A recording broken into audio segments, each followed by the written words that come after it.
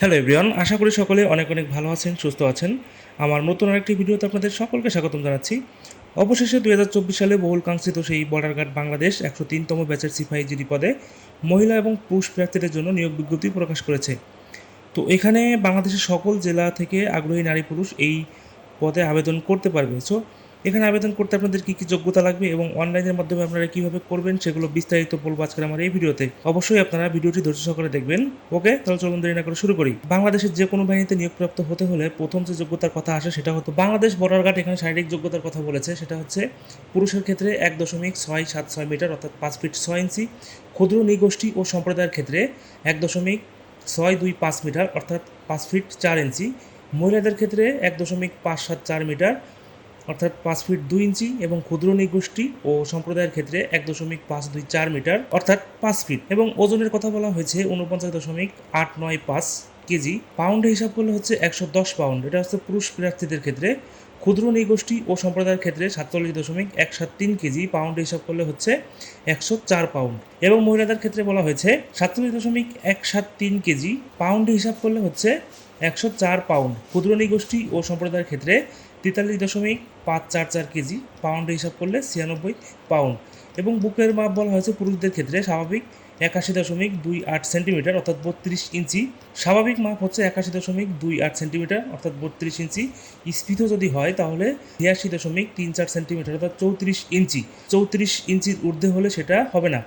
ক্ষুদ্র নৃগোষ্ঠী ও সম্প্রদায়ের ক্ষেত্রে 76.20 সেন্টিমিটার অর্থাৎ 30 ইঞ্চি এবং স্ফীত হবে 81.28 সেন্টিমিটার অর্থাৎ 32 ইঞ্চি। 32 ইঞ্চির বেশি হলে এখানে সে ডিসকোয়ালিফাই হয়ে যাবে। এবং মহিলা প্রার্থীদের ক্ষেত্রে বলা হয়েছে স্বাভাবিক 71.12 সেন্টিমিটার অর্থাৎ 28 ইঞ্চি, স্ফীত 76.20 সেন্টিমিটার অর্থাৎ 30 ইঞ্চি। সর্বোচ্চ তারা 30 ইঞ্চি বুকের মাপ হিসাব করবে। এবং দৃষ্টিশক্তির কথা বলা হয়েছে 6/6, মহিলাদের ক্ষেত্রেও 6/6 অর্থাৎ মহিলা এবং পুরুষ উভয় ক্ষেত্রে দৃষ্টিশক্তি একই থাকতে হবে। এর পরবর্তী যে ধাপটি আছে সেটা হচ্ছে শিক্ষাগত যোগ্যতা, বেতন স্কেল ও বয়স। এখানে তাদের কিছু শর্তাবলী আছে শিক্ষাগত যোগ্যতার ক্ষেত্রে। সেটা হচ্ছে এসএসসি সমমান পরীক্ষায় কমপক্ষে জিপিএ 3.00 এবং এইচএসসি সমমান পরীক্ষায় কমপক্ষে 2.50 পেয়ে উত্তীর্ণ হতে হবে। পুরুষ ও মহিলা প্রার্থীর জন্য উভয় প্রযোজ্য, অর্থাৎ পুরুষ এবং মহিলার ক্ষেত্রে এসএসসি পরীক্ষায় 3.00 এবং এইচএসসি পরীক্ষায় 2.50 পেয়ে উত্তীর্ণ হতে হবে। এখানে কোনো শিথিলতা থাকছে না পুরুষ এবং মহিলাদের জন্য। বেতন স্কেল হবে জাতীয় বেতন স্কেল 2015 অনুযায়ী 9,000 থেকে 21,800 টাকা পর্যন্ত। তৎসহ বাড়ি ভাড়া, বাসস্থান এবং বিধি মোতাবেক প্রাপ্য অন্যান্য সুবিধাদি তারা পাবে। এবং বয়সের ক্ষেত্রে বলা হয়েছে 26/1/2025 তারিখে বয়স 18 থেকে 23 বছর হতে হবে। জন্ম তারিখ 27/1/2002 হতে 27/1/2007 মধ্যে হতে হবে।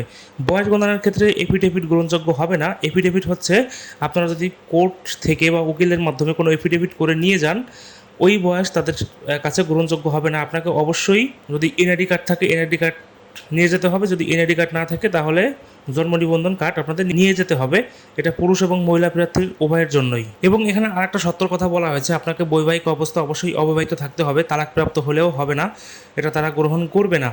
তো আপনারা কিভাবে এখন এটার আবেদন করবেন সেটা হচ্ছে সকল জেলাসমূহ হতে সিপাহী জিডি পদে পুরুষ ও মহিলারা আবেদন করতে পারবেন, কিন্তু এখানে হচ্ছে আসন সংখ্যা সীমিত, অর্থাৎ তাদের একটা নির্ধারিত আসন সংখ্যা আছে, সেই সংখ্যা অনুযায়ী তারা এখানে নিয়োগ করবে। এখন আপনাকে প্রথমত রেজিস্ট্রেশন করতে হবে অনলাইনে যেয়ে। তো অনলাইনে রেজিস্ট্রেশন করতে হলে এখানে দেখেন এই লিঙ্কে আপনাদের প্রবেশ করতে হবে, joinborderguard.bgb.gov.bd। আপনারা যে কোনো ব্রাউজার থেকে এই লিঙ্কে গেলে আপনাদের যে আবেদন প্রক্রিয়া সেটা এখান থেকে করতে পারবেন। তো এই আবেদন প্রক্রিয়ার একটা সময় নির্ধারণ করে দিয়েছে, সেটা হচ্ছে 10 সেপ্টেম্বর 2024 তারিখ 10 ঘটিকা হতে 29 সেপ্টেম্বর 2024 তারিখ রাত 12টা পর্যন্ত অনলাইনের মাধ্যমে আবেদন করতে পারবেন। তো আবেদন পদ্ধতি হচ্ছে বাংলাদেশ বর্ডার গার্ড একটা ওয়েবসাইট রিকমেন্ড করছে, সেটা হচ্ছে joinborderguard.bgb.gov.bd। এই নিয়োগ বিজ্ঞপ্তি থেকে আপনারা আবেদন করতে পারবেন। তো প্রথমত হচ্ছে আপনাদের যোগ্যতা পরীক্ষা। নিয়োগ বিজ্ঞপ্তি হতে হলে আবেদন করতে হবে, আপনাদের রেজিস্ট্রেশন করতে হবে। রেজিস্ট্রেশন করতে হলে আপনাদের ফোন নাম্বার বা ইমেইল নাম্বারটা দিবেন ওইখানে, ওই ইমেইল বা ফোন নাম্বারে। তো প্রথমত রেজিস্ট্রেশন করতে হলে আপনাকে আপনার মোবাইল নাম্বার অথবা একটা ইমেইল নাম্বার দিতে হবে। ওখানে আপনাকে একটা ওটিপি সেন্ড করা হবে, ওই ওটিপির মাধ্যমে আপনারা প্রথমত রেজিস্ট্রেশন সম্পাদন করতে পারবেন। রেজিস্ট্রেশন হয়ে গেলে আপনাকে আবেদন ফি জমা দিতে হবে। তো আবেদন ফি জমা দিতে হলে আপনাকে আপনি যে ফোন নাম্বারটা দিবেন ওই ফোন নাম্বারে তার এসএমএস এর মাধ্যমে একটা আইডি দেবে এবং একটা পাসওয়ার্ড দেবে। দেবো ওই আইডি এবং পাসওয়ার্ড দিয়ে আপনাকে লগ ইন করতে হবে। লগ ইন করার পরে ফি প্রদান করতে হবে আপনাকে। তো আবেদন ফি বাবদ তারা 100 টাকা পেমেন্ট করতে বলেছে। তো আপনি যে কোনোভাবে আবেদন পেমেন্টটা করতে পারেন, ব্যাংক থেকেও করতে পারেন, আপনার মোবাইল থেকেও করতে পারেন, কোনো সমস্যা নেই। যে পাশের সার্টিফিকেটটা দেখাবেন ওই পাশের সার্টিফিকেট অনুযায়ী আপনাকে ওইখানে যে ফর্মটা আছে ফর্মটা পূরণ করতে হবে। যদি আপনার শিক্ষাগত যোগ্যতা ভোটার কার্ডের শর্ত অনুযায়ী হয় তাহলে আপনাকে আপনার আবেদনটা পরের ধাপে নিয়ে যাবে। তো পরের ধাপে নিয়ে গেলে আপনাকে এখানে আপনার ব্যক্তিগত ছবি আপলোড করতে হবে। এখানে আপনার ছবি হয়তো বা 300x300 সাইজের ছবি আপলোড করতে হবে, যদিও এখানে দেওয়া নাই। এরপরে যখন আপনাদের এই সমস্ত আবেদনগুলো সাবমিট হয়ে যাবে, পরবর্তীতে আপনি একটা অ্যাডমিট কার্ড পাবেন বা প্রবেশপত্র পাবেন। তো অ্যাডমিট কার্ড বা প্রবেশপত্র হয়তো সাথে সাথেও দিতে পারে, আবার অনেকের ক্ষেত্রে একটু দেরি করতে পারে। সেটা আপনাদের ফোন অথবা যে ইমেইল নাম্বারটা দিয়েছিলেন ওই ফোন বা ইমেইল নাম্বারের মাধ্যমে SMS করে জানানো হবে। লগ ইন আইডি এবং পাসওয়ার্ডটা পাবেন তখন বিজিবির যে ওয়েবসাইট আছে ওয়েবসাইট থেকে আপনারা একটা লগ ইন করতে পারবেন এবং আপনাদের প্রবেশপত্রটা ডাউনলোড করতে পারবেন। এবং এই প্রবেশপত্রটা আপনাদের সাথে করে নিয়ে যেতে হবে। আপনাদের যেদিনকে মাঠ পড়বে সেদিন আপনাদের এই প্রবেশপত্রটা সাথে করে নিয়ে যেতে হবে। এবং এখানে আরও কিছু শর্তাবলী বাংলাদেশ বর্ডার গার্ড দিয়েছে, সেটা হচ্ছে এবং মেডিকেল এবং অন্যান্য পরীক্ষা গ্রহণ করা হবে আপনারা যখন বিজিবির মাঠে যাবেন তখন সেখানে সব কিছু যাচাই করার পর সর্বশেষ আপনাদের মেডিকেল করা হবে। তো বেসিক একটা মেডিকেল তারা প্রথমে করে, এরপরে হচ্ছে তারা চূড়ান্ত মেডিকেল করে তাদের কাছে নিয়ে প্রথমত মাঠ থেকে আপনাদের মেডিকেল করা হবে। তো এই মাঠ থেকে মেডিকেল করতে হলেও তাদের কিছু শর্ত আছে, এই শর্তর মধ্যে আপনাকে পড়তে হবে। যদি আপনার যদি কোনো শারীরিক সমস্যা থাকে তাহলে আপনি চূড়ান্তভাবে নির্বাচিত হবেন না এখানে, তখন আপনি ডিসকোয়ালিফাই হয়ে যাবেন। তো ভর্তির সময় আপনাকে কিছু কাগজপত্র সাথে নিয়ে যেতে হবে। সেটা হচ্ছে আপনি যে তথ্যগুলো দিয়েছিলেন বা আপনার শিক্ষাগত যোগ্যতার যে সার্টিফিকেটগুলো দিয়েছিলেন সেগুলো লাগবে। যদি আপনাদের স্কুল বা কলেজ থেকে কোনো প্রশংসাপত্র দিয়ে থাকে সেখানে আপনার ঠিকানা এবং জন্ম তারিখ উল্লেখ থাকতে হবে, যেটা আপনার জন্ম নিবন্ধন অথবা আপনার এনআইডি কার্ডে আছে, সেম টু সেম থাকতে হবে। ওখানে যদি উল্টাপাল্টা থাকে তাহলে আপনাকে এখানে সমস্যা করতে পারে। এবং প্রথম শ্রেণীর গেজেট অফিসার দ্বারা চারিত্রিক সনদপত্রের মূল কপি সত্যায়িত করতে হবে। ছবিতে ব্যাকগ্রাউন্ড থাকবে নীল এবং পাসপোর্ট সাইজের ছবি হবে 11 কপি।